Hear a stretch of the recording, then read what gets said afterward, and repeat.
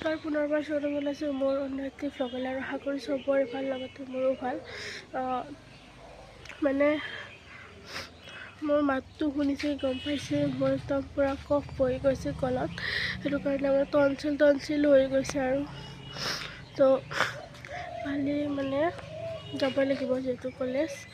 Hostel যাব লাগিব, 5:30 যাব লাগিব, কিন্তু 5টাত গ'লোঁ, কিন্তু 5টাত গাড়ীখন নাই, এতিয়া যাব লাগিব 5:30, এইটো উপায়টো নাই আৰু তো সেইটো কাৰণে মোৰ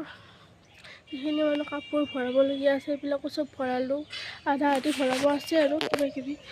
কিবা কিবি লৈ যাব লাগিব ঘৰৰ পৰা বস্তুবিলাক, সেইবিলাক নাই তাত, সেইবিলাক নাপাওঁ, সেইবিলাক লৈ যাব লাগিব। তো তেনেকুৱা আৰু মোৰ মানে কি হৈছে,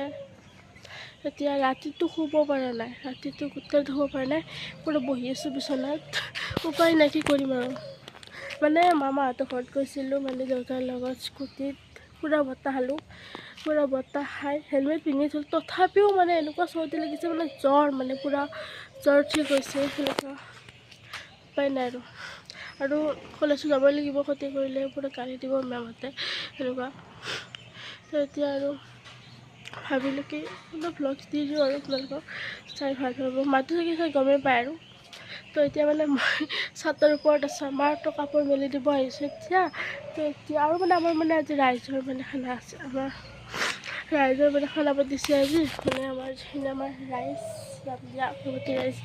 তো মানে খানা এটা প্ৰত্যেক মাঘতে মানে আমাৰ খানা এটা পাতে, তো সেইটো কাৰণে আজিও আমাৰ খানা পাতিছে, তো সেইটো কাৰণে এতিয়া সেই খাব যাম আৰু আহি পেলাই আকৌ কিবা কিবি ভৰাবলগীয়া আছে, এইবিলাক ভৰাব লাগিব আৰু এতিয়া